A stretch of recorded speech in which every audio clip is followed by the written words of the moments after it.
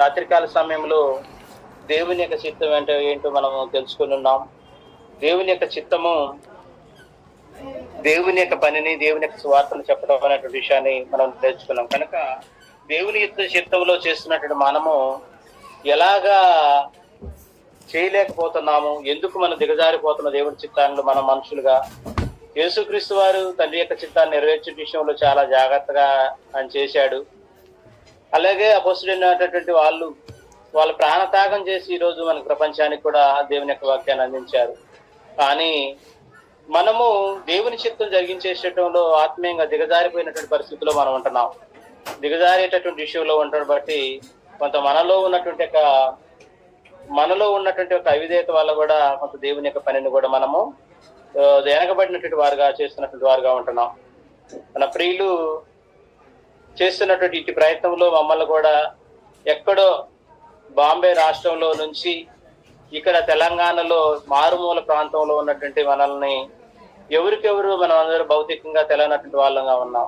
కానీ క్రీస్తు ప్రేమలో మనం ఈ రోజు అందరం కూడా ఎక్కడ ఉన్నటువంటి వాళ్ళందరం కూడా ఇలా కలుసుకోవటం అంటే అది నిజంగా దేవుని యొక్క కృప. అందరూ కూడా విలువైనటువంటి సమయాన్ని దేనికి ఒకదానికి ఉపయోగించుకుంటారు. వాళ్ళు ఒకళ్ళు ఈ సమయంలో అనుకుంటే మనం రెస్ట్ తీసుకోవాలి అని చెప్పేసి కొంతమంది ఈ లోక సంబంధమైనటువంటి టీవీలు, సీరియళ్ళు చేసుకుంటారు. కానీ మన ప్రియులు చేస్తున్నటువంటి యొక్క ప్రయత్నం చాలా, సూర్యతేజ గారు చేస్తున్నటువంటి ప్రయత్నంలో దేవుని జ్ఞానం నేర్చుకోవటానికి మాకు కూడా అవకాశాన్ని కల్పించారు. కనుక దేవుని చిత్తంలో మనందరం కూడా ఉన్నాం. కనుక ఇంకా దేవుని యొక్క చిత్తాన్ని మనం నెరవేర్చాల్సినటువంటి బాధ్యత ఉంది. అటు విషయంలో మనం ఎలాగా దిగజారిపోతున్నామో, ఎలాగా పడిపోతున్నాం అన్నటువంటి విషయాన్ని దేవుని యొక్క వాక్యంలో నుంచి మనం కొన్ని విషయాలు నేర్చుకుందాము. మత్తయి సువార్త 12వ అధ్యాయంలో ఒక విషయాన్ని ఇక్కడ మనం చెప్పుకుందాము. దేవుని యొక్క చిత్తాన్ని గురించి, అదే ఎందుకు దిగజారిపోతున్నాం అన్న విషయాన్ని జ్ఞాపకం చేసుకోవాల్సిన అవసరత కూడా ఉంది. 12వ అధ్యాయము మత్తయి సువార్తలో దేవుని యొక్క వాక్యాన్ని మనం చూసుకున్నట్లయితే ఇక్కడ చెప్పాడు, యేసుక్రీస్తు వారు చెప్పాడు. మార్కు సువార్త 16:10 మనందరికి తెలిసినటువంటిదే. మీరు సర్వలోకానికి వెళ్ళండి, సర్వ సృష్టికి సువార్తను ప్రకటించండి, నమ్మినటువంటి వాడు రక్షింపబడతారన్న విషయాన్ని కూడా అక్కడ మనకు చెప్పాడు. మనకి ఏదైతే శిష్యులకు చెప్పినటువంటి యొక్క దానిని యేసుక్రీస్తు వారు చెప్పినటువంటి దాన్ని వాళ్ళు చూసే చెప్పకుండా చేశాడు. మనం కూడా చేయాల్సినటువంటి అవసరత ఉందన్నటువంటి విషయాన్ని దేవుడు మనకు తెలియపరిచాడు. మత్తయి సువార్త 28:19 కూడా అదే విషయాన్ని చెప్తాడు. మీరు వెళ్ళండి, దేవుని యొక్క వాక్యాన్ని మీరు చెప్పని చెప్తుంటాడు. కనుక ఇక్కడ ఒక సందర్భంలో ఈ యేసుక్రీస్తు వారు పేతురుతో చెప్తుంటాడు, నీవు ఆయన వాస్తవంగా ఆయన వృత్తి చేసేటటువంటి ఒక జాలరి, చేపలు పట్టేటువంటి వ్యక్తి. 5వ అధ్యాయం 10వ వచనం ఉంటుంది లోకాసు వార్తలో. అయితే తను యేసు ప్రభు వారితో ఆయన అంతకుముందే తనంతా రాత్రి అంతా కూడా చేపలు పట్టడం ప్రారంభించినప్పుడు తనకి దొరకవు. వాళ్ళు అప్పటికి కూడా వాళ్ళని గడుపుకున్న ఆ విషయం అంతా కూడా మనకు తెలుసు. అయినప్పటికీ కూడా పేతురు ధోని ఎక్కినప్పుడు కూడా యేసుక్రీస్తు వారు అక్కడ ఒక మంచి కాన్సెప్ట్ జరుగుతుంటుంది మనకి. అంతకుముందే జనసమూహంలో దేవుని యొక్క వాక్యాన్ని ఆయన చెప్పాడు. మరలా ధోని మీద ఉండి కూడా ఆయన దేవుని మాటలు చెప్పడానికి ప్రయత్నం చేస్తాడు. అంటే ఎంతగా చేశాడు అన్నటువంటి విషయాన్ని మనం జ్ఞాపకం చేసుకోవాల్సినటువంటి అవసరత కూడా దేవుడు మన మీద ఉంచాడన్న విషయాన్ని చూద్దాం. ఒకసారి 5వ అధ్యాయము మనం బైబిల్లో ఉన్నటువంటి వారందరూ కూడా లోకాసు వార్తలో నుంచి కొన్ని మాటలు మనం చూసుకోవడానికి ప్రయత్నం చేద్దాము. చూడండి ఒకసారి 5వ అధ్యాయం 1వ వచనం. అక్కడెక్కడ ముందుగానే అక్కడ వాక్యం జరుగుతూనే ఉన్నది. అయినప్పటికీ కూడా సమయంలో అది ఏ క్లిష్టపరిస్థితి సమయం అయినప్పటికీ కూడా యేసుక్రీస్తు వారు తండ్రి చేసేటటువంటి పనిలో, సరే నేను అంతకుముందే అక్కడ నేను చెప్పవలసినటువంటి బోధ, తండ్రి బోధ నేను చెప్పాను అనేటువంటి విషయం అంతటితో అక్కడ ఆపకోకుండా తను ఎంతగా ప్రయాసపడ్డాడో విషయాన్ని మనం జ్ఞాపకం చేసుకోవాల్సినటువంటి అవసరత కూడా ఉంది. జనసమూహములు దేవుని యొక్క వాక్యం వినుచు ఆయన మీద పడుతుండగా, వాస్తవంగా ఇంటానికి వస్తున్నటువంటి వారు ఉన్నారు, అందరు కూడా ఆయన మీద పడుతున్నారు. అప్పుడు ఆయన చూడండి, గెన్నెసరత్తు సరస్సు తీరమును నిలిచి ఆ సరస్సు తీరమున 2 ధోనిలు చూచిన జాలర్లు వాటిని 2 దిగి తమ వలలు కడుక్కుంటుంటారు. వాస్తవంగా ఆయన ఎప్పుడైతే ఆ సరస్సు తీరం చూస్తున్నాడో, జాలర్లు అంతకుముందు వారు ప్రయాణం చేసి వెళ్ళిపోయారు, అక్కడ ఉన్నటువంటి వారు వలలు కడుక్కోవడం కూడా జరుగుతుంది. ఆయన ఆ ధోనిలో సిమ్మోను దేని ఒక ధోని ఎక్కి దరి నుండి కొంచెం త్రోయమని అతను నడి కూర్చోండి ధోనిలో నుండి జనసమూహములకు బోధిస్తూ ఉండెను.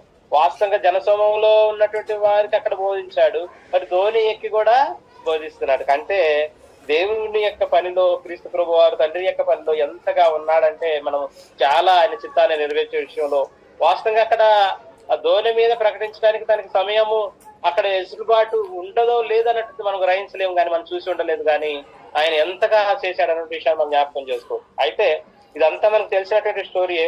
చేపల పాడు వాళ్ళు రాత్రి అంతా కూడా పెట్టారు, అయినప్పటికీ దొరకపోయినప్పటికీ కూడా మనం ఇక్కడ నేర్చుకోవాల్సినటువంటి ఒక మాట ఏమున్నదంటే, పేతురు ఏమంటాడంటే ఇక నువ్వు చేపలు పట్టడం కాదు, మనుషులను పట్టేటట్లు జాలరుగా నేను చేస్తాను అంటాడు. అంటే ఇక్కడ ఒక విషయాన్ని మనం గమనించాల్సినటువంటి అవసరం ఉంది. లోకంలో దేవుడి చిత్తం జరిగించాలంటే చేపలు ఎక్కడ ఉంటాయి అన్నటువంటి విషయాన్ని మనం గమనించాలి. చేపలు ఎక్కడ ఉంటాయండి? చెరువులో కానీ, కాలువలో, నీళ్ళలో, సముద్రాలలో ఉంటాయి. అయితే మనుషులను పట్టే జాలర్లు కాబట్టి ఈ రోజు ఇచ్చేటటువంటి యొక్క బోధ ఏంటంటే, మనమే ఇక్కడ ఉన్నటువంటి లోకంలో జరుగుతున్నటువంటి కొన్ని బోధలు, దేవునికి వ్యతిరేకమైనటువంటి బోధలు ఎలా జరుగుతున్నాయి అంటే, ఈ మా దగ్గరకు రండి మీకు అనేకమైనటువంటి మేలులు జరుగుతున్నట్టు చెప్పేటువంటి విషయంలో వాళ్ళు చేస్తుంటున్నారు. అయితే మనమే ఒక సువార్థికుడు గాని విశ్వాసిగా గాని వారి యొక్క ఇంటికి ఎవరైతే దేవుని ఎరగనట్టు వారు ఉన్నారో వాళ్ళ దగ్గరికి మనం పోవాలి. ఇప్పుడు చేపలు ఏమైనా రోడ్డు మీద పడ్డాయండి? చేపలు ఎక్కడ ఏమైనా రోడ్డు మీద దొరికినాయా? ఎక్కడుంటే అక్కడికి పోయి వాళ్ళు వేసారు. ఎవరైనా సరే, ఎవరు పట్టినా కానీ, భౌతికంగా మనం పట్టినా కానీ దేవుని యొక్క పనిలో సువార్త చెప్పడం కొరకు మనమే మనుషులను పట్టి, అంటే ఎక్కడైతే వాళ్ళు ఉంటున్నారో ఆ మనుషులని ఏదైతే లోకంలో ఉన్నటువంటి వాటిలో యొక్క పాపం అనేటువంటి యొక్క బంధకాలలో ఉన్నటువంటి మనిషి వరకు ఈ సత్యవాక్యాన్ని చెప్తూ వారిని విముక్తి కలగజేయడానికి మనము ప్రయాసపడాలి. అంటే మనుషులను పట్టడం అంటే మనుషులను ఎలా పట్టాలి? చేపలనే నీళ్ళ దగ్గరకు పోయినప్పుడు అక్కడ మనం వల వేస్తే పడుతున్నాం. మనుషులు పట్టాడు, మనం మనుషుల దగ్గరికి వెళ్ళాలి. లోకంలో ఉన్నటువంటి వాళ్ళందరూ కూడా మనం ప్రకటించాల్సినటువంటి అవసరం ఉంది. ఇటు విషయంలో మనం ఏం చేస్తున్నామంటే, దేవుని చిత్తం చేసేటటువంటి విషయంలో దిగజారినటువంటి వారుగా మనం ఉంటున్నాం అన్న విషయాన్ని జ్ఞాపకం చేసుకుంటున్నాం. మత్తయి సువార్తలో ఇక్కడ ఒక సందర్భంలో దిగజారినటువంటి పరిస్థితిలో ఒక మనిషి ఎలాగ ఉంటున్నాడు అన్న విషయాన్ని 12వ అధ్యాయంలో మనం చూసుకుందాం. 12వ అధ్యాయం మత్తయి సువార్త చూడండి ఒకసారి. 12వ అధ్యాయము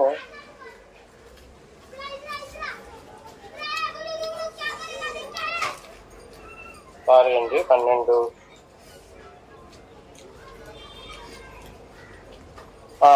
వచనం చూడండి. ఒక మనిషి ఎలాగైపోతున్నటువంటి దేవుని యొక్క వాక్యం ఎరిగినటువంటి మనిషి కూడా 43 వచనం 12:43 చూడండి. ఒక అపవిత్రాత్మ ఒక మనిషిని వదిలిపోయిన తర్వాత అది విశ్రాంతి వెతుకుచూ నీరు లేని చోట తిరుగుతుండదు.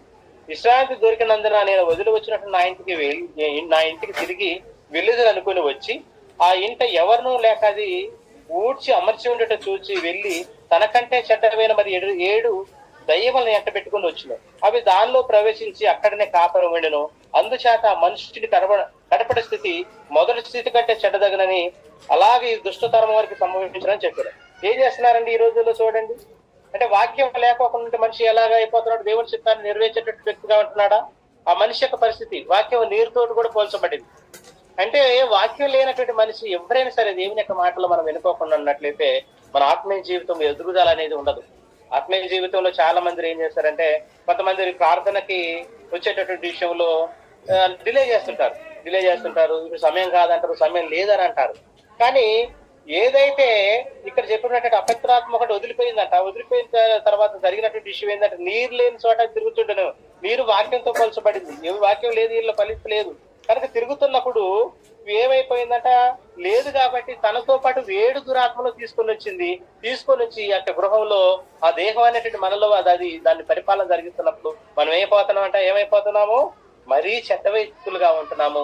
దేవునికి వ్యతిరేకమైనటువంటి వ్యక్తులుగా మనం జీవిస్తున్నాం అనే విషయాన్ని ఇక్కడ మనకి మొత్తయ్య గారు తెలియపరుస్తుంటున్నాడు. కనుక దేవుని చిత్తాన్ని మనము ఏం చేస్తున్నాము? వద్దనుకుంటున్నాము. దేవుని యొక్క వాక్యాన్ని దూరంగా అవుతున్నాం అంటే మా ఆత్మీయ జీవితం ఏమవుతుందంటే పతనమైనటువంటి స్థితిలో ఉంటుంది అన్నటువంటి విషయాన్ని గమనించాల్సినటువంటి అవసరం ఉంది. మరి ఈ పతనం కావడానికి దేవుని చిత్తంలో ఎందుకు మనిషి ఇలాగ అయిపోతున్నాడంటే, దేవుని యొక్క వాక్యం వారిలో లోతుగా లేనటువంటి పరిస్థితిలో ఉంటుంది. ఈ రోజుల్లో చాలా మంది భౌతికంగా మన క్రీస్తు సంఘంలో కానీ అనేకులు ఒకవేళ మతశాఖలు ఎరిగినటువంటి వాళ్ళు కూడా కొంత దేవునికి దూరం అయినటువంటి వాళ్ళు ఉన్నారు. క్రీస్తు సంఘంలో కూడా దేవుని ఎరిగినటువంటి వారు అన్ని సకల సౌకర్యాలు ఇచ్చినప్పటికీ కూడా దేవునికి దూరం అయినటువంటి వాళ్ళుగా కూడా ఉన్నారు. అందుకోసం మత్తయి సువార్తలోనే మనకి 13వ అధ్యాయంలో ఒక విషయాన్ని ఇక్కడ మనకు తెలియపరుస్తుంది. యేసుక్రీస్తు వారు చెప్తుంటాడు ఒక సందర్భంలో, విత్తనాన్ని గురించి చెప్పేటప్పుడు చెప్తుంటాడు. అంటే ఎందుకు ఒక మనిషి దేవుడి చిత్తంలో చేసేటప్పుడు దిగజారిపోతున్నాడు అనేటువంటి విషయాన్ని మనము గమనించాల్సినటువంటి అవసరం ఉంది. దిగజారిపోయేటటువంటి పరిస్థితి మనకి ఎందుకు వస్తుంది అన్నటువంటి విషయాన్ని మనం జ్ఞాపకం చేసుకున్నట్లయితే మత్తయి సువార్త 13:18 చూసినట్లయితే అక్కడ చెప్తాడు, అక్కడ ఇతరాల గురించి ఉపమానం చెప్తాడు. దానికి చెప్పిన తర్వాత ఏంటి ఇది మాకు అర్థం కాలేదని చెప్పినప్పుడు దాన్ని పూర్తిగా ఇష్టపరచడానికి చెప్తుంటున్నట్టు మాట. 18 ఇతువాని గురించిన ఉపమాన భావం వినడి, ఎవడైనా రాజ్యముల గురించి వాక్యం విని గ్రహింపక ఉండగా దుష్టుడు చోర హృదయంలో ఎత్తబడిన దాన్ని ఎత్తుకుని పోవును. త్రోవ పక్కన ఎత్తబడిన వాడు ఈడే.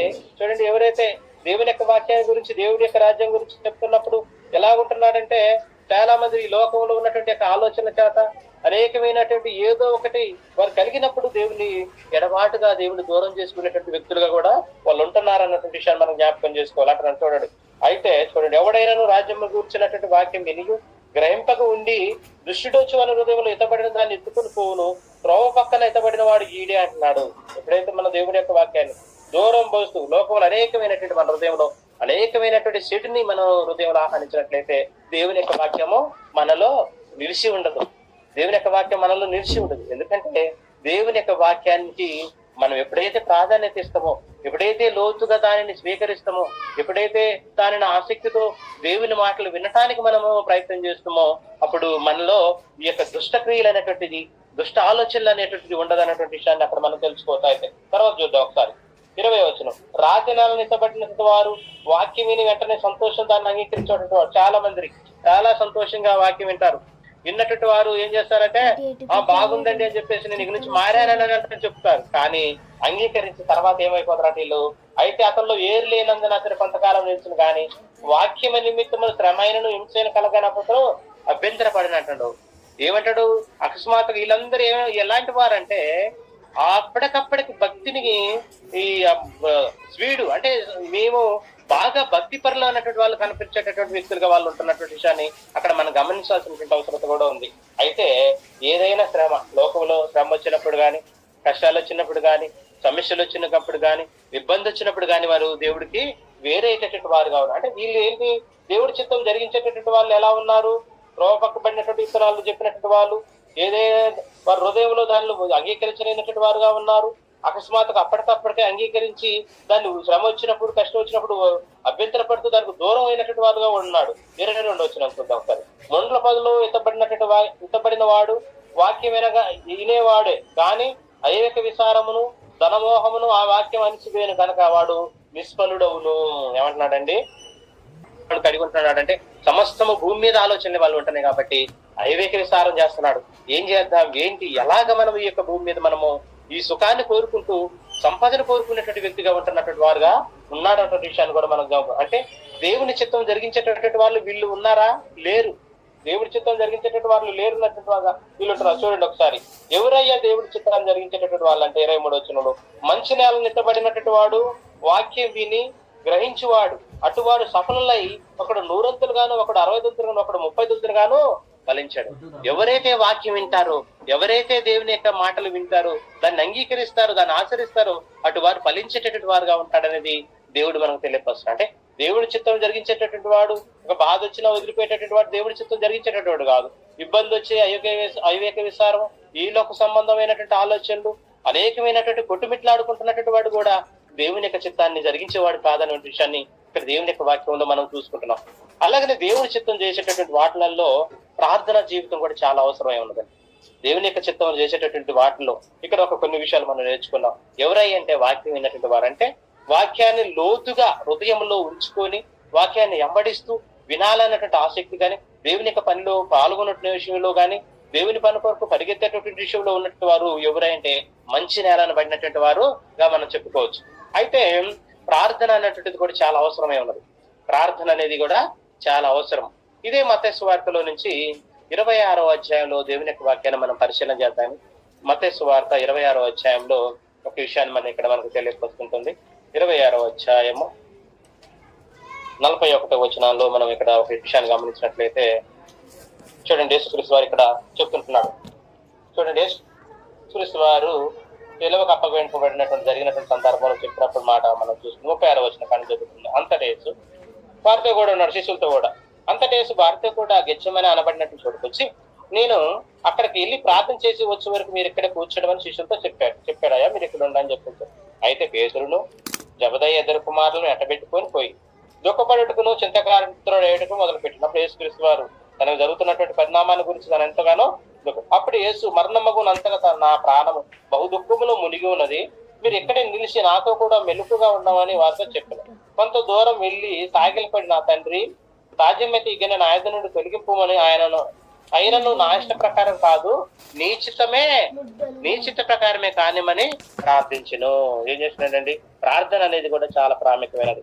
అయితే ఆయన మరలా శిష్యుల ఎదుకు వచ్చి 40 వారు నిద్రించడం చూసి ఒక గడియను నాతో కూడా మెలుకొని ఉండలేరా, మీరు శోధనలో ప్రవేశింపకున్నట్లు మెలుకుగా ఉండి ప్రార్థన చేయడం చెప్తున్నాడు.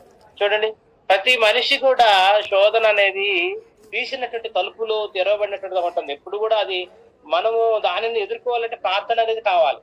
ఎప్పుడు కూడా తీసే ఉంటుంది శోధన అనేది. దాంట్లో మనం ప్రవేశించుకోకుండా ఉండాలంటే ఏం చేయాలి? ప్రార్థన అంటుంది. ఇక్కడ శిష్యులు కూడా నాతో కూడా కొంచెమైనా మెలుకుగా ఉండలేరు అని చెప్పేసి యేసుక్రీస్తు వారి దుఃఖ వేదంతో అక్కడ అడిగినట్టుగా ఆయన ఉంటుంది. అయినా ఒకవేళ ఇదన్నీ నేను మిమ్మల్ని ఏడుకుంటున్నప్పటికీ కూడా కానీ మీ చిత్తమే జరిగించండి అని చెప్పేసి క్రీస్తు వారు అక్కడ మనం చేసినటువంటి విజ్ఞాపనను చూసుకోవచ్చు. కనుక మనం కూడా ఆత్మీయ జీవితంలో ఎలా ఉంటున్నామంటే, మనిషి కూడా ఇప్పుడు ఇంతగా సూర్యదేశ బ్రదర్ గారు చాలా కష్టపడి ఈ యొక్క కార్యక్రమాన్ని నిర్వహిస్తున్నాం గడిచినట్టు చాలా కొన్ని దినాల నుంచి. కనుక మనం ఏం చేస్తున్నాం చూడండి, 41లో చూడండి ఒకసారి 26 మీరు సోదరులు ప్రవేశించుకున్నట్లు మెలకువగా ఉండి ప్రార్థన చేయడి, ఆత్మసిద్ధమే కానీ శరీరము బలహీనం అని పేతురుతో చెప్పి మరలా 2వ మారు కూడా ఆయన వెళ్ళారు. చూడండి, శరీరం బలమైన అంటే ఏం చేస్తున్నారు? వృద్ధాస్తమని బ్రదర్ గారు జాబ్ చేసి వచ్చారు. ఇక్కడ ఉన్నటువంటి వాళ్ళందరిలో కూడా కొంత చేసేటటువంటి వారు ఉన్నారు, సరే దేవునికి పనిలో పూర్తిగా ఉన్నటువంటి వారు కూడా ఉన్నారు. అయినప్పటికీ కూడా సరిపోయిందిలే అని చెప్పేసి దాన్ని మనం అనుకున్నట్లయితే అది కాదనేది దేవుని యొక్క చిత్తం. దేవుని యొక్క చిత్తం ఇది అయిపోయిందిలే, ఈ రోజుతో మనకు లేదు, దేవుని యొక్క ప్రార్థన లేదు, మనకు వాక్యం చదవాల్సిన అవసరం లేదు, వాక్యం వినాల్సినటువంటి అవసరం, అది అలా అనుకున్నట్లయితే అది మన లోక సంబంధంలో ఉన్నటువంటి విషయాన్ని గమనించాల్సినటువంటి అవసరం కూడా ఉంది. కనుక ఎంతటికి అయినప్పటికీ కూడా మన ప్రార్థన అనేది యేసుక్రీస్తు వారి మాదిరిగా తన వ్యక్తిగత జీవితంలో ఆయన ఉన్నప్పుడు ప్రార్థన చేశాడు. ఏదైతే వారితో వెంబడించినటువంటి యొక్క శిష్యులకు కూడా తను నేర్పించినటువంటి విషయాన్ని గమనించుకున్నాం. అలాగనే మనం చూసుకున్నట్లయితే భౌతికంగా మనం దిగజారిపోతున్నాం దేవుడి చిత్తంలో. అంటే ఎలాగ దిగజారిపోతున్నాం అంటే, ఏదైతే మనకి దేవుడు చెప్పాడు ఇచ్చినటువంటి అవకాశాన్ని మనం ఉపయోగించుకోకుండా ఈ లోకాశలో పడి మనం దిగజారిపోయేటటువంటి వారుగా ఉంటున్నాం. కనుక మరి దిగజారిపోకుండా ఉండాలంటే దానికి ప్రథమ కారణం ఏంటంటే, వాక్యాన్ని మనం లోతుగా మంచి నేల పడినటువంటి విత్తనాలు ఎవరైతే వాక్యాన్ని విని అంగీకరించినటువంటి వారు ఫలించేటువంటి వారుగా ఉన్నారు. ఎవరైతే అవివేక విసారము ముళ్ళ పదలో రాత్రి నెలలో దారిశాలలో పడ్డటువంటి వాళ్ళు ఎవరంటే, విననటువంటి వారు బాధలు వస్తే శ్రమలు వస్తే అనేకమైనటువంటి మాటలను దేవుని అవసరాల కొరకు వెతికేటటువంటి వారుగా ఉన్నారన్న విషయాన్ని కూడా మనము జ్ఞాపకం చేసుకోవాల్సినటువంటి అవసరం. మనం దేవుని చిత్తం జరిగించేటటువంటి విషయంలో సరైనటువంటి వారితో కూడా సాహసం చేయాల్సినటువంటి అవసరం ఉంది. సరైనటువంటి సాహసం. ఇక్కడ మన ప్రియులు అంజయ్ గారు ఉన్నారు. అంజయ్ గారు ఖమ్మం పట్టణంలో దేవుని యొక్క సన్నిధిలో తను ఉంటూ, హైదరాబాద్ లో ఉంటూ ఏదో ఒక సత్యవాక్యాన్ని తెలుసుకొని, ఏదైతే తను అంతకుముందు మత శాఖలో ఉన్నటువంటి తను ఈ సత్యవాక్యం ద్వారా సత్యంలో నిలబడుతూ ఈరోజు మనందరినీ సూర్యతేజ గారి ద్వారా మనందరం ఇలా ఐక్యపరచడానికి తను ఎంతగానో ప్రోత్సాహింపబడుతున్నాడు. ఎవరైతే ఎరగనటువంటి వారుగా ఉన్నారో వాళ్ళందరినీ కూడా ఇలాంటి ఇలాంటి దేవుని మాట్లాడాలని ప్రయాసపడుతున్నటువంటి వ్యక్తిగా మన ప్రియులు అక్కడ ఉన్నారు. అంటే సాహసం కూడా దేవుని చిత్తంలో మనము ఉండాలి అంటే సాహసం కూడా మంచిగానే ఉండాలి. ఎవరితోటి సాహసం చేయాలి? మనం కొరింథీయులకు రాసినటువంటి మొదటి పత్రిక చూడండి ఒకసారి. మొదటి 15వ అధ్యాయము 33వ వచనంలో ఉంటుంది. 15వ అధ్యాయం కొరింథీయులకు రాసినటువంటి పత్రిక 33వ వచనం. మోసపోకిడి దుష్ట సాంగత్యం మంచి నడుని చెరుపును, నీతి ప్రవర్తన గల వారై మేల్కొని పాపం చేయకుడు, దేవుడు కూర్చుని జ్ఞానం పొందకు లేదు, మీకు సిగ్గు కలుగుటే ఇలా చెప్తున్నాను. ఏమన్నాడు? మోసపోతున్నాడు మనుషులు. ఈ రోజుల్లో అనేకమైనటువంటి సాహసాల ద్వారా లేనటువంటి అలవాట్లను కూడా తెచ్చుకొని మనిషి మోసపోతున్నాడు. అందుకోసం దేవుని యొక్క వాక్యం అంటారు. అంటే దేవుని చిత్తం జరిగించేటటువంటి విషయంలో ప్రార్థనా జీవితం అవసరం ఏముంది? వాక్యం మనం పరిపూర్తిగా దాన్ని అంగీకరించి లోతుగా అనుభవించవలసినటువంటి అవసరం ఉంది. అంతేకాకుండా దాన్ని ఒకవేళ వదిలిపెట్టినట్టయితే ఏదైతే అపిత్రాత్మ మన నుంచి దాన్ని ఆయన దాని స్వాధీనంలో ఉండటం వల్ల మనం ఎంతగా దుష్టులు అయిపోతామో, ఎంతగా దేవుడికి వ్యతిరేకమైతే ఉన్నటువంటి విషయాన్ని కూడా అక్కడ మనం నేర్చుకుని ఉన్నాం. అయితే కొరింథీయులకు చెప్తున్నటువంటి పౌలు ఏం చెప్తున్నాడంటే, ఆయన మోసపోకుడి దుష్ట సంగతి ఏం చేస్తున్నాడంటే మన సాహసం కూడా దేవుడి చిత్తంగా ఉండాలన్నటువంటి విషయాన్ని చెప్తున్నాడు. మోసపోకుడి దుష్ట సంగాత్యం మంచి నడుని చెరుపును, నీతి ప్రవర్తన కలిగిన వారే మెలుకొని పాపం చేయకుడి. దేవుడు పిలిచిన జ్ఞానం కొందరికి లేదు, మీకు సిగ్గు కలుగుతుగా ఇలాగ చెప్తున్నాను. అందరికి ఉందండి దేవుడు పిలిచిన జ్ఞానం. ఏం దేవుడు అంటారు చాలా మంది ఈ లోకంలో. ఒకవేళ మనం పదే ఒకవేళ వెరగనటువంటి వారు దీని యొక్క సత్యాన్ని, ఈ యొక్క సర్వాన్ని సమస్తాన్ని కలిగించినట్టు దేవుడి గురించి మనం వాళ్ళకి చెప్తున్నప్పటికి కూడా దాన్ని వాళ్ళు ఏం చేస్తారంటే అంగీకరించలేనటువంటి వారుగా ఉంటారు. కనుక ఈ యొక్క సాహసం అనేది కూడా ఇలాగా దేవుని యొక్క సాహసంలో ప్రయాసపడుతూ ఉండాలి. మా యొక్క ప్రియులు వెంకన్న గారు ఉన్నారు, తనకి మీ రాత్రికాల సమయంలో చెప్పాము, మా యొక్క సంఘ పెద్ద వెంకన్న గారు, పి వెంకన్న గారు అన్నది. తనకి చెప్పినప్పుడు తన ఆసక్తితో సంఘంలో ఉన్నటువంటి వీళ్ళందరికీ కూడా ఈ యొక్క వాక్యాన్ని వినిపించాలని మీరు ఇలా జూమ్ యాప్ లోకి అందరికి రావాలని తన ఇన్ఫర్మేషన్ ఇచ్చాడు. అంటే దేవుని యొక్క వాక్యం ఎలాంటి సాహసం ఉందండి ఇది. మరి కొంతమంది ఏం సాహసం చేస్తారు ఇప్పుడు ఉన్నటువంటి పిల్లలు, ఎంజాయ్మెంట్ ఎక్కడో పోదారంటే, లేకపోతే అదైతే నా కాలం గడుపుతాం. ఎక్కువగా స్త్రీలు చూసినట్లయితే టీవీ సీరియల్కి అంకితం అయిపోతున్నారు. స్త్రీలు వాళ్ళని అసలు 8 దగ్గర నుంచి వదిలిపెడతారు, అయితే 12 వరకు కూడా చూసేటువంటి స్త్రీలు ఉంటున్నారు. అంటే ఎలాంటి సాహసం కలిగి ఉంటున్నారు వాళ్ళు అనేటువంటి విషయాన్ని కూడా మనం గమనించాల్సినటువంటి అవసరం కూడా ఉంది. కనుక దేవుని యొక్క చిత్తములో సాహసం అనేది కూడా చాలా అవసరమైనటువంటి విషయాన్ని కూడా మనం నేర్చుకుంటున్నాం.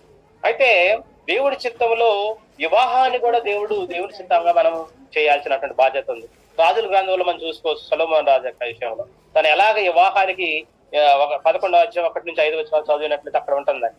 కనుక తను ఎలాగా ఆగమైపోయాడు, దేవుని యొక్క చిత్తానికి వ్యతిరేకించినటువంటి వాడుగా తను ఉన్నట్లుగా మనం దేవుని వాక్యాన్ని మనం అక్కడ చూసుకోవచ్చు. అయితే అలాగ లేకుండా చాలా మంది ఏం చేస్తారంటే దేవుణ్ణి ఎరగపోతే ఏంటండి అని చెప్పేసి కొంతమంది, మనం కూడా తెలిసినటువంటి వాళ్ళు దేవుణ్ణి సేవిస్తూ దేవుని యొక్క సన్నిధి సత్యవాక్యాన్ని తెలుసుకున్నటువంటి వారు కూడా ఏం చేస్తారంటే తను ఏం కాదులే అని చెప్పేసి మన పిల్లల విషయంలో, వివాహ విషయంలో కూడా కొంత ప్రకారం చేస్తున్నారు.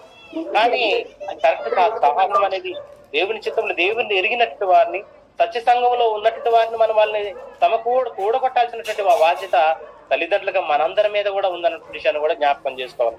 సాహసం ఏదైతే ఉందో దుష్టుల సాహసాన్ని దాన్ని కనిపెట్టుకొని నీతి ప్రవర్తన కలిగి మెలుకోవాలని చెప్పినటువంటి పౌలు ఈ కొరింథీయులకు, అలాగనే వివాహ విషయంలో కూడా బాధ్యత కలిగి దేవుని ఎరిగినటువంటి వారిని కూడా మనము వాళ్ళని ఒకటిగా ఏర్పాటు చేయాల్సినటువంటిది ఎదుగుతూ దేవుని తెలుసుకున్నటువంటి వారికి మన యొక్క వివాహాన్ని కూడా జరిగించాలి. చాలా మంది అలా లేకుండా మేము నమ్ముకున్నామండి, ఆ అబ్బాయి కూడా నమ్ముకున్నటువంటి వాళ్ళు కూడా ఏమైపోయారంటే నమ్ముకున్నటువంటి భక్తిని కూడా వాళ్ళు ఏం చేశారంటే అత్తగారి దగ్గర పోయిన దగ్గర వాళ్ళు పూర్తిగా మళ్ళీ దేవుణ్ణి వదిలిపెట్టిపోయి వాళ్ళ ఆచారాలకు నడిపించేటువంటి వ్యక్తులుగా ఉన్నారు. మనకి రాజుల గ్రంథం మీరు తర్వాత చదువుకోండి 1 నుంచి 5 వచనాలు అనేది జరిగింది. కనుక అలా ఉండొద్దు అన్నటువంటి విషయాన్ని దేవుడు మనకు తెలియపరుస్తుంది. ఒకటి సాహసం, దేవుని నమ్మినటువంటి వారితో సాహసం చేస్తున్నాం. వివాహ విషయంలో కూడా మనం గమనిస్తే మన పిల్లలకి దేవుని ఎరిగినటువంటి వారికి కూడా సమకూర్చాల్సినటువంటి బాధ్యత కూడా మనము ఉండాలన్నటువంటి విషయాన్ని కూడా దేవుని వాక్యం మనకి తెలియపరుస్తుంది. అలాగనే చూసినట్లయితే దేవుని యొక్క చిత్తంలో ఎబ్రిల్కి రాస్తూ పౌలు చెప్పుకుంటాడు. ఒకసారి 3వ అధ్యాయం మనం ఒకసారి చూసినట్లయితే బుద్ధి చెప్పుకోవాలంటున్నాడు. దేవుని చిత్తంలో ఒకరు ఎవరైతే దేవుణ్ణి తెలుసుకుంటున్నాం అనుకుంటున్నారు, ఒకవేళ బుద్ధిహీనులుగా దేవుని యొక్క సన్నిధికి రాలేనటువంటి వారు కూడా ఉన్నారు, వాళ్ళని హెచ్చరించాల్సిన బాధ్యత కూడా దేవుని యొక్క చిత్తమై ఉన్నది. కనుక ఏదైతే క్రీస్తు ప్రభు వారు మనకు చెప్పాడో, ఏ అపోస్తులు అయితే మనకు నేర్పించాడో, మన దిగజారిపోవటానికి ప్రథమ కారణాలు వాక్యాన్ని మనం పూర్తిగా దాన్ని అంగీకరించకపోవటము, లోతుగా దానిని మనం అధ్యయనం చేయకపోవటము, ఇంట్రెస్ట్ పెట్టకపోవడం. మాకు ఇంట్రెస్ట్ లేదండి అంటారు పిల్లలు చాలా మంది. పెద్దలు కూడా మాకు ఇంట్రెస్ట్ లేదండి దేవుని యొక్క వాక్యం అని. కానీ దాని యొక్క సమయం అనేది వాళ్ళకి ఎప్పుడు తెలుస్తుంది అంటే వాళ్ళ అనారోగ్య పరిస్థితిలో ఉన్నప్పుడు కానీ, వాళ్ళు నిరాశలో అయిపోయినప్పుడు కానీ, ఏది చెప్పినప్పటికీ కూడా వినటానికి వాళ్ళు ప్రయత్నం చేస్తారు. కాబట్టి సాహసమైనది దేవుని యొక్క నమ్మినటువంటి బిడ్డలతోటి, అలాగే మనం ఎలాగా మన ప్రవర్తన మనం ఎలాగుంటున్నది దేవుని చిత్తానికి అనుకూలంగా లేదా ఉందన్నటువంటి పరిశీలన చేయాల్సినటువంటి అవసరం కూడా ఉంది. 3వ అధ్యాయం ఎబ్రిల్కి రాసినటువంటి పత్రిక 12వ వచనాన్ని మనం జ్ఞాపకం చేసుకున్నట్లయితే, సహోదరులారా, జీవగల దేవుని నిలిచిపోయినట్టు శ్వాసం లేని దుష్ట హృదయంలో మీలో ఎవరైనా ఒకవేళ ఉండనేమో అని జాగ్రత్తగా చూసుకున్నాడు. చాలా మందిని దేవుణ్ణి వదిలిపెడుతున్నారు. ధనం ఎక్కువైపోయినా దేవుణ్ణి వదిలిపెడుతున్నారు. మాకేమి ఇవ్వలేదని కూడా వదిలిపెడుతున్నారు. అందరూ కూడా మాకేమి ఇచ్చారని అటువంటి విషయాలు మాకు తెలిసినటువంటి వారిలో ఒక సహోదరుడు అనేకమైనటువంటి సమకూర్చాడు దేవుడు అన్ని. ఇప్పుడు దేవుని సన్నిధికే దూరం అయిపోతున్నాడు. రానప్పుడు దీన స్థితిలో ఉన్నాడు. అన్ని సమృద్ధిగా ఇచ్చినప్పుడు తన దేవుడి సన్నిధికి రావడానికి రావట్లేదు. కానీ తన పరిస్థితి ఎలా ఉందంటే లోకంలో ఉన్నటువంటి వాటికి అన్ని అలవాటికి అవలంబించినటువంటి వ్యక్తిగా ఉంటున్నాడు. అంటే దేవునికి దూరం అయిపోతే అది మంచిది అనుకుంటున్నాడు. కానీ బైబిల్ మనకు చెప్తున్నటువంటి యెహోషువ వార్తలో మనకి 15వ అధ్యాయం చెప్తాడు, నా నిజమైన నేను ద్రాక్షావల్లిని, నా తండ్రి వ్యవసాయకుడు, ఎవరైనాను నాలో ఫలించి ప్రతిదీగా బహుగా ఫలించినాడు. కాబట్టి నాకు దూరంగా ఉండి, నాకు వేరుగా ఉండి మీరు ఏమీ చేయలేరండి.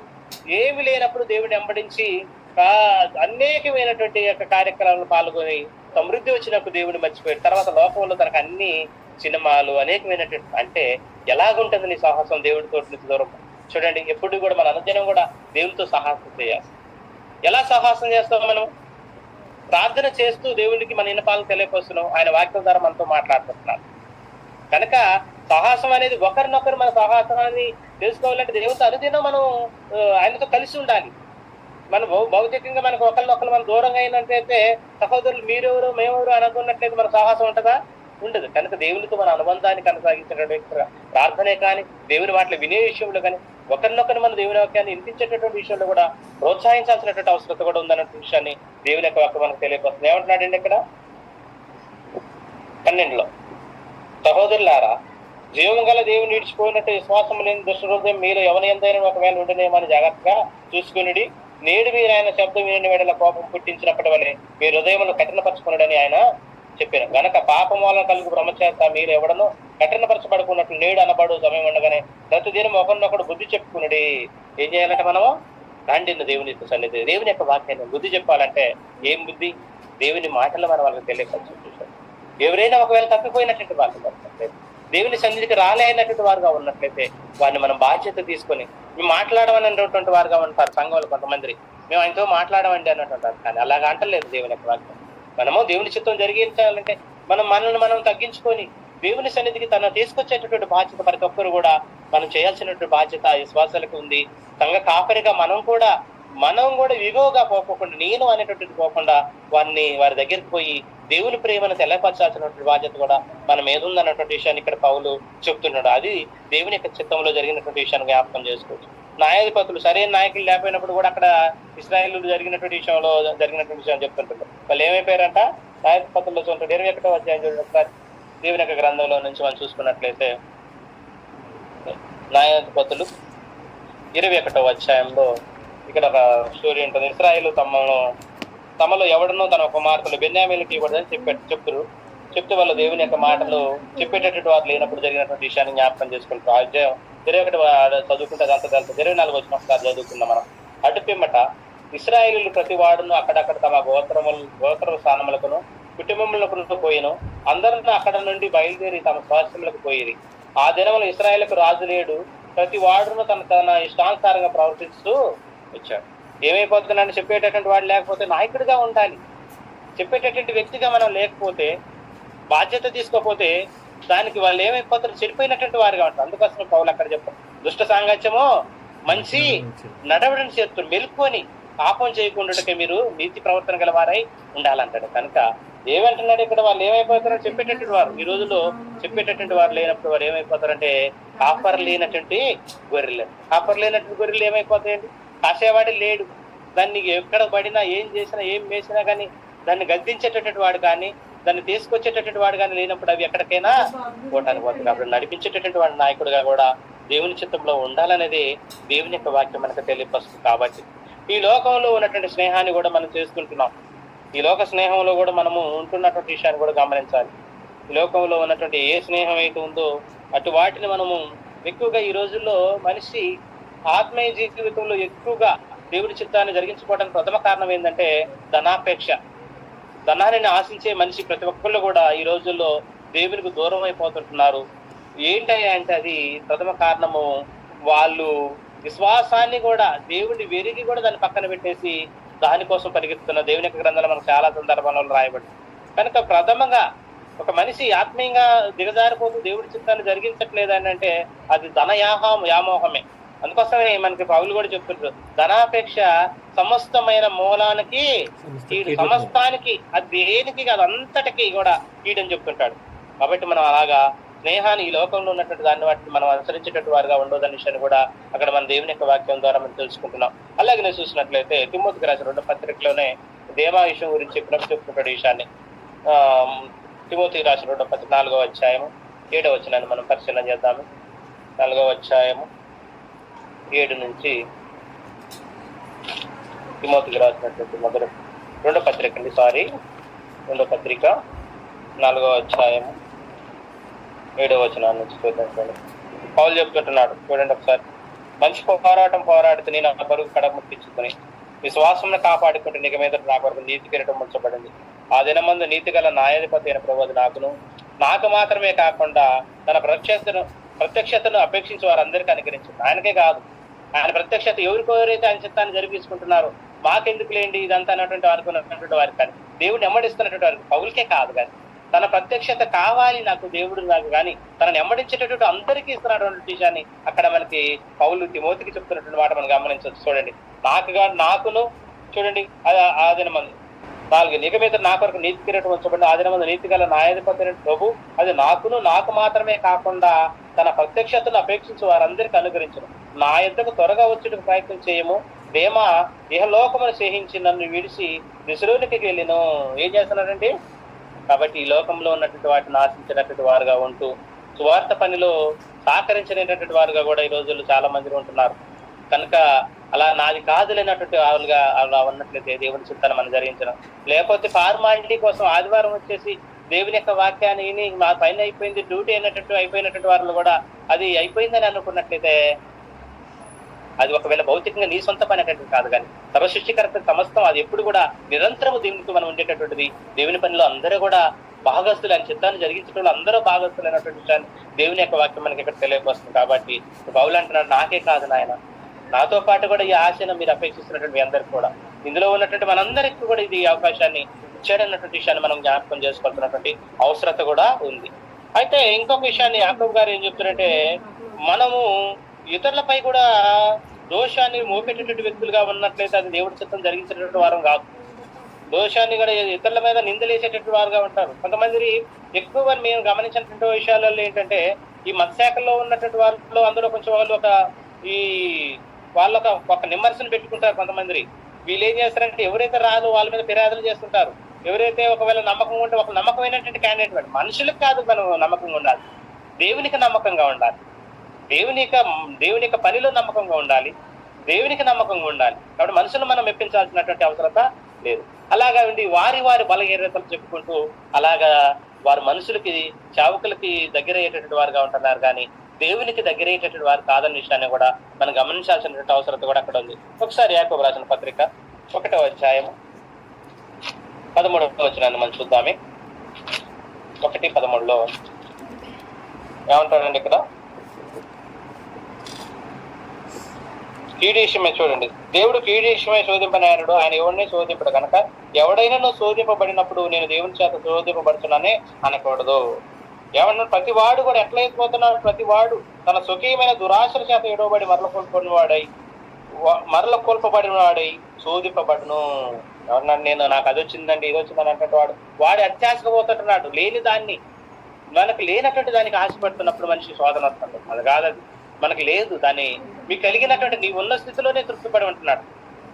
ఇక్కడ లేని దానికోసం నువ్వు ఆశపడుతూ ఏం చేసుకుంటున్నావు అంటే, నువ్వు ఇతరుల మీద నాకు దేవుని మీద కూడా నిందేసిన నన్ను దేవుడు శోధిస్తున్నాడు అనేది ఆయన. దేవుని యొక్క వాక్యం ఏమంటుంది? ఆయన కీటే విషయమై కూడా శోధించండి ఆయన. కానీ నీవు నీ సొంత ప్రయత్నంలో నువ్వు అత్యాశగా ఈ లోక సంబంధమైనటువంటి నువ్వు పరిగెత్తుతూ వాటి కొరకు నువ్వు పరిగెత్తుకొని పోయి నువ్వు శోధన గురి చేసుకుంటున్నావు తప్ప ఇది దేవుడి చిత్తం కాదు. ఆయన కీటి విషయమై ఎవరిని కూడా శోధించడం విషయాన్ని కూడా మనం జ్ఞాపకం చేసుకోవాల్సినటువంటి అవసరం కూడా ఉంది. అలాగే నేను చూసుకున్నట్లయితే మనలోనే నేను అనేటువంటి భావం కూడా మనం ఉంటుంది. నేనే అనేటువంటి విషయాన్ని మనం కూడా ప్రతి ఒక్కళ్ళు కూడా నేను లేకపోతే లేదు అనండి అన్నటువంటి విషయాలను కూడా అనే ఆలోచన మనలోకి రాకూడదు ఎప్పటికి కూడా. దేవుని యొక్క పని విషయంలో లోక సంబంధంలో ఒకవేళ నువ్వు ఉన్నటువంటి ఇండివిజువల్ గా భూ సంబంధంగా ఒకవేళ నేను లేకపోతే అనుకుంటామేమో, కానీ దేవుని యొక్క పని విషయంలో అలా ఉండొద్దు అన్నటువంటి విషయాన్ని కూడా మనము పేతురు అంటాడు ఒక సందర్భం 26:30 నేనైనటువంటి భావం పేతురు కలిగి సందర్భం వార్తలు. కనుక అలా ఉండొద్దు అన్నటువంటి విషయాన్ని మనము నేర్చుకోవాల్సినటువంటి అవసరత కూడా చాలా ఉంది. ప్రతి విషయంలో దేవుని పనిలో ప్రతి ఎవరికి వాళ్ళే తనను తానుగా మనం తగ్గించుకునేటటువంటి వారుగా ఉండాలి. అంతేకాకుండా అది వ్యక్తిగతమైనటువంటిది కాదు, లేకపోతే ఏ మనుషుడికో నువ్వు చేయట్లేదు కనుక దేవుని యొక్క పనిలో నువ్వు ఉంటున్నావు కనుక అటు యొక్క ప్రయాసకు దేవుడు కూడా నేను దీవిస్తాడన్నట్టుంటే దేవుని మీద నువ్వు ఆధారపడాలి తప్ప నువ్వు మనుషులను ఆధారం చేసుకోవటము, లేకపోతే మెప్పు పొందుకోవాలన్నట్టు చేసేటటువంటిది నేనైనటువంటి స్వభావం చాలా మంది ప్రతి విషయంలో ఎక్కడో అక్కడ నేను లేకపోతే ఇది నడవదు, నేను లేకపోతే లేదన్నటువంటి ఆలోచన. కానీ అది దేవుడి యొక్క చిత్తం కాదు. ఏదంటే ఇది దేవుని భౌతికమైనటువంటి పని కాదు. సమస్తానికి ఆధారపూతుడు, సమస్తం కలిగించినటువంటి ఆయన. కాబట్టి అక్కడ ఉన్నటువంటి వాళ్ళు ఎవరైనా సరే వాళ్ళు అల్పుల బలం కలిగినటువంటి వాళ్ళ ఎవరైనప్పుడు కూడా దేవుడు ఆయన పనిలో కనుక నేను అనే స్వభావం దేవుడి చిత్తం కాదన్నటువంటి విషయాన్ని మనం గమనించాల్సుకోవాల్సినటువంటి అవసరత ఉంది. అయితే రక్షణ కూడా మనం నిర్లక్ష్యం చేయకూడదు. తీసుకున్నటువంటి రక్షణ, ఈ రక్షణ ఇతరులకు కూడా మనం తెలియపరిచేటట్టు వారుగా ఉండాలనేది కూడా గలతీరుగా చెప్తుంటాడు. రక్షణని కూడా మనం ఏం చేయాలి, దానిని అందరికి తెలియపరచాల్సినటువంటి బాధ్యత కూడా దేవుడు మనకి ఇచ్చాడు. సందర్భంలో గలతీరుకు రాసినటువంటి పత్రిక 3వ అధ్యాయాన్ని మనం పరిశీలన చేసినట్లయితే, సరే మీరు తర్వాత చదువుకోండి, 3వ అధ్యాయం 3 నుంచి 5 వచనాలు ఉంటుంది. కనుక నిర్లక్ష్యంగా ఉండొద్దు అన్నటువంటి విషయం. కొత్తగా రక్షింపబడినటువంటి వారికి అధికారచ్చే విషయంలో కూడా తిమోతికి చెప్తుంటాడు పౌలు. కాబట్టి వారిని కూడా వారి యొక్క స్థితిగతులను కూడా మనం గమనించాలి. వారి యొక్క స్థితి ఏంటంటే మనం గమనించాల్సినటువంటి అవసరత కూడా మనకి ఉంది. కనుక ఇటు విషయంలో మన అందరం కూడా దేవుడి చిత్తాన్ని జరిగించాలంటే మొట్టమొదటిగా దేవుని యొక్క వాక్యానికి దేవుడికి లోబడుతూ ఉండాలి, ప్రార్థనా జీవితం కలిగి ఉండాలి. దేవుడి చిత్తం జరిగించాలంటే మంచి వారితో స్నేహం చేసేటటువంటి వ్యక్తులుగా ఉండాలి. ఏదైతే ఒకరినొకరు మనం బుద్ధి చెబుతూ దేవుడి సన్నిధికి నడిపించేటటువంటి వారు గాను, నాయకుడు ఉంటూ సరైన నాయకత్వం లేకపోతే ఆత్మీయ జీవితంలో కూడా పడిపోయినటువంటి వారుగా ఉంటాం. ఈ లోకంలో ఉన్నటువంటి యొక్క స్నేహాన్ని మనం ఆశించుకోకుండా, ఈ లోకంలో ఉన్నటువంటి వాటిని ఆశించకుండా దేవుని మీద ఆధారపడేటువంటి వ్యక్తులుగా ఉండాలనే విషయాన్ని, రక్షణ గాని అలాగనే ఏదైతే దేవుడు మనకి ఇచ్చాడో వాటిని ప్రయాసపడుతూ దేవుని కొరకు మనం ఉన్నట్లయితే అప్పుడు దేవుడి చిత్తాన్ని జరిగించేటటువంటి వారుగా ఉంటాం. మొట్టమొదటిగా చిత్తాన్ని జరిగించుకోవడానికి కారణం ఏంటంటే దేవుని యొక్క వాక్యాన్ని మనం లోతుగా దాన్ని అన్వయించుకోకపోవటమే తప్ప ఏదీ లేదు. కనుక ఆ రోజు అపోస్తులు వాళ్ళ యొక్క ప్రాణ త్యాగాలు కూడా చేయడానికి సిద్ధపడ్డారు. ఈ రోజు మనకి ఇచ్చినటువంటి ఈ మాటలను మనం కూడా కష్టపడుతూ ఇతరులకు కూడా తెలియపరచాలని మీ అందరికి కూడా ప్రేమపూర్తిగా నేను తెలియపరుస్తున్నాను. ఇటు అవకాశం ఇచ్చినటువంటి మా సహోదరులు సూర్యతేజ గారికి నేను ప్రత్యేకంగా హృదయపూర్వకంగా వందనాలు తెలియపరుస్తున్నాను. ఇంతవరకు విన్నటువంటి వీరందరూ కూడా అనేకులు నాకంటే జ్ఞానవంతులు, జ్ఞానం తెలిసినటువంటి వారు, పెద్దవారు, చిన్నవారు కూడా ఉన్నారు. కనుక వారికి కూడా పేరు పేరున వందనాలు తెలియజేస్తూ మన దేవుని చిత్తాన్ని జరిగించాలంటే ముందుగా దేవుని వెంబడించాలి. వాక్యాన్ని కూడా మనము రోజు దాన్ని ధ్యానిస్తూ ఉంటూ లోతుగా ఏదో బండ మీద పడినట్టుగా కానీ, లేకపోతే దారిసాల్లో కానీ, రాతి నెలలో పడి అలా కాకుండా హృదయం అనేటువంటి దాంట్లో మెత్తడి నేలలో పడుతూ ఫలించేవారుగా మనం ఉన్నట్లయితే దాని చిత్తాన్ని జరిగించేటటువంటి వారుగా ఉంటామని మీ అందరికీ ప్రేమ పూర్తిగా తెలియజేస్తూ ఈ అవకాశం ఇచ్చిన సహోదరికి వందనాలు తెలియజేస్తూ